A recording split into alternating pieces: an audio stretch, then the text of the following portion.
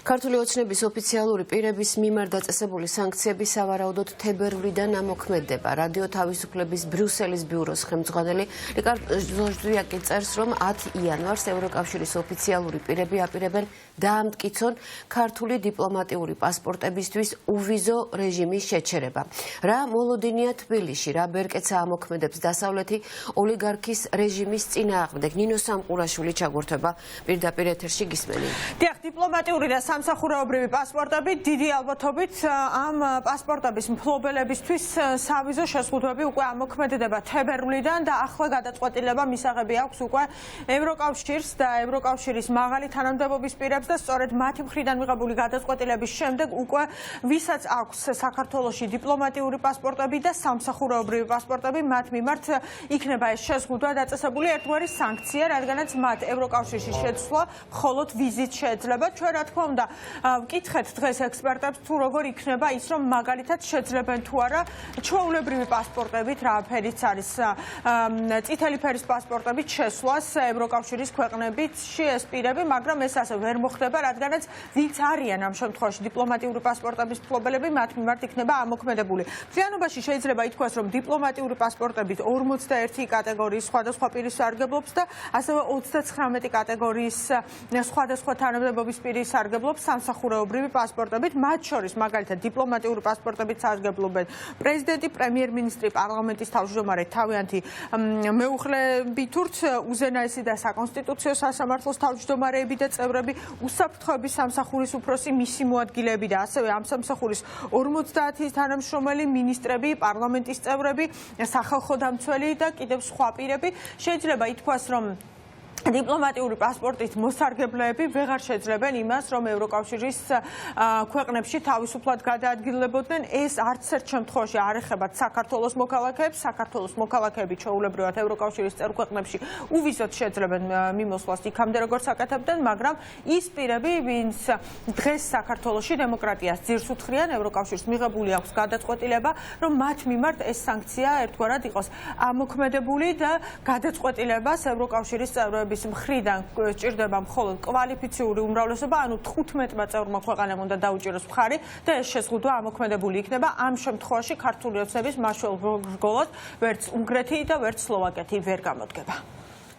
შეზღუდვა უწესდება დიპლომატიური პასპორტების მფლობელებს და არა თავად პასპორტებს. პასპორტი და მისი ფერი არაფერ შუაშია, რა თქმა უნდა, და ამ შემთხვევაში აბსოლუტურად მათ არ ექნებათ სხვა შესაძლებლობა თუ არა ვიზის აღება.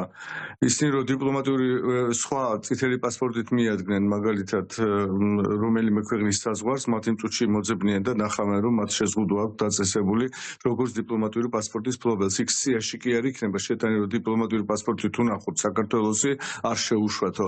არამედ კონკრეტული ადამიანების სია, რომელიც არის გადაცემული, უკვე დაარსებს, რომ ისინი არიან მფლობელები ამ ტიპის პასპორტებისა, მათზე არის ეს დაფიქსირებული. ეს არ არის უბრალოდ რაღაც დასჯა ვიღაცის, ხო, ეს არის სიგნალი ძალიან ძლიერი და მათ შორის მოსახლეობისთვის. ეს არ არის მარტო ვთქვათ იგივე ბიძინა ივანიშვილისთვის, მოსახლეობას აჩვენებენ, რომ მიაქციეთ ყურადღება, თქვენი ხელისუფლებას მიყავხართ არასწორი მიმართულებით. რაც შეეხება დიპლომატიურ და სამსახურეობრივ პასპორტებს, ჩვენ გვახსოვს განცხადება ირაკლი კობახიძის, რომ ეს არის ანტიქართული ზომა.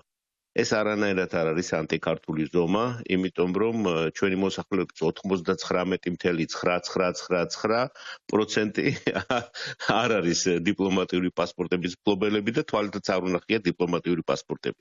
ეს ზუსტად არის იმაზე მინიშნება, რომ ძალიან კარგად ანსხვავებს ერთმანეთისგან ევროკავშირი მთავრობას და საქართველოს ხალხს და ეს არის ანტისამთავრობო ზომა. ეს არის იმის ნიშანი, რომ პოლიტიკურ ხელმძღვანელობას ქართული ოცნების დღეს ბრიუსელში და სხვა დედაქალაქებში არ ელიან.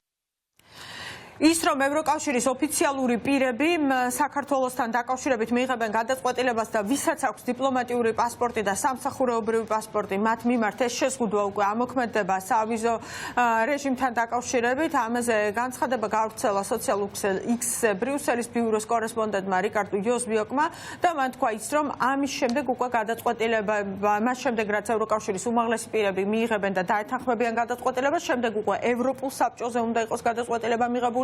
როგორც ის წერს, კვალიფიციური უმრავლესობა ჭირდება, ანუ 15 სახელმწიფოს თანხმობა ჭირდება იმისათვის, რომ გადაწყვეტილება მიღებული იყოს და უკვე შემდგომში ეს შეზღუდვაც ამოქმედებული იქნება დიდი ალბათობით თებერვლიდან საქართველოში ქართული ოცნების მაღალი თანამდებობის პირებს, ოლიგარქიული რეჟიმის წარმომადგენლებს, ვინც ქვეყანაში დემოკრატიას ძირს უთხრიან და საქართველოს ევროკავშირის გზას აშორებენ, მათ მიმართ უკვე სავიზო რეჟიმი იმოქმედებს და მათ მოუწევთ უკვე მისვლა საკონსულოებში იმისათვის, რომ ვიზა მიიღონ და შევიდნენ ევროკავშირის ტერიტორიაზე.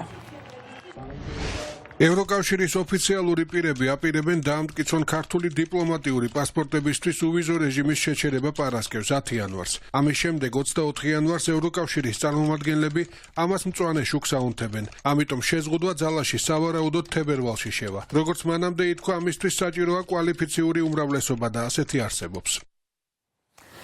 უნდა ითქვას ის, რომ ამერიკის შეერთებული შტატები, დიდი ბრიტანეთი და ევროკავშირი მოქმედებენ, შეიძლება ითქვას ერთობლივად იმისათვის, რომ იყოს სანქციები დაწესებული ოლიგარქიული რეჟიმის მიმართ. ამერიკის შეერთებული შტატების მხრიდან ყველაზე მწვავე არის ეს სანქციები, რადგანაც არიან მაღალი თანამდებობის პირები, მათ შორის შინაგან საქმეთა მინისტრი ოლიგარქიული რეჟიმის, რომელიც ახლა არის მაგნიტსკის სიაში, მაგრამ ამასთან ერთად ევროკავშირიც თავის მხრივ გადაწყვეტილებებს იღებს. ლიეტუვა, ლატვია, ესტონეთმა კონკრეტული სახელობითი სანქციები უკვე დააწესა, ასევე გერმანიის მხრიდან არის დაწესებული 9 პირის მიმართ სანქციები და ამასთან ერთად არის მოლოდინი, რომ ინდივიდუალურადაც ევროკავშირის წევრი ქვეყნები ოლიგარქიული რეჟიმის მიმართ დააწესებენ სანქციებს.